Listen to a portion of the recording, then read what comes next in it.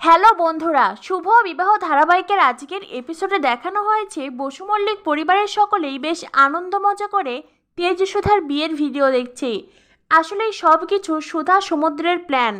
কেননা সুধা যাতে কাতলার ফ্রন্টেকে ধরতে কিছুটা সময় হাতে পায়, তার জন্যই বিয়ের ভিডিও দেখিয়ে সবাইকে এক জায়গায় একসাথে ব্যস্ত রেখেছে সমুদ্র।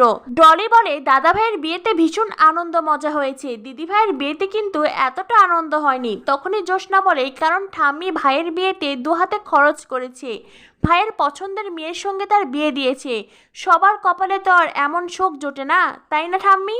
তখনই ঠাম্মি জ্যোৎস্নার নাম ধরে জ্যোৎস্নাকে একটা ধমক দেয়, আর জ্যোৎস্না ওখান থেকে রেগে চলে যেতে চাইলে জ্যোৎস্নার স্বামীও পিছনে পিছনে ছুটতে থাকে। তখনই জ্যোৎস্না একটা মহিলার সঙ্গে ধাক্কা খায়, আর এরপরেই আমরা দেখতে পাই জ্যোৎস্নার শাশুড়ি সেই বাড়িতে এসেছে। শাশুড়িকে দেখে জ্যোৎস্না খুব ঘাবড়ে যায়। এদিকে মন্দিরে ফ্রন্টে ঝিনুককে দোয়েল ভেবে রোমান্টিক কথা বলছে। ফ্রন্টে ঝিনুককে বলে, তুমি ঘোমটা দিয়ে আছো কেন, ঘোমটা তোলো। ঝিনুক বলে, আমাদের বাড়ির নিয়ম অনুযায়ী বিয়ের আগে ঘোমটা তুলতে নেই। ফ্রন্টে বলে, ওই সমস্ত নিয়ম কানুন আমি মানি না, আমার বউয়ের মুখ আমি দেখবো, এতে আবার ঘোমটা দিয়ে রাখতে হবে কেন? তখনই ঝিনুক বলে, আচ্ছা তোমার দাদা কাতলা কোথায়? ফ্রন্টে বলে, এই এখানে আবার আমার দাদার নাম কেন আসলো? ওই দাদাটা না আমার সুখ একদম সহ্য করতে পারে না, আমাকে হিংসে করে। ঝিনুক বলে, কেন হিংসে করে?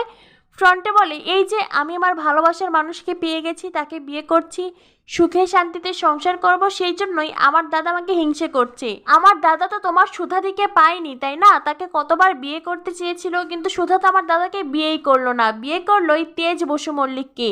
আর ওই তেজ বসু মল্লিক আমার দাদাকে অনেকবার পিটিয়েছে, তাই তো আমার দাদা তেজ বসু মল্লিককে খুন করতে চেয়েছিল, কিন্তু এই সুধা সেটাও হতে দেয়নি, সুধা এসে বাঁচিয়ে নিয়েছে।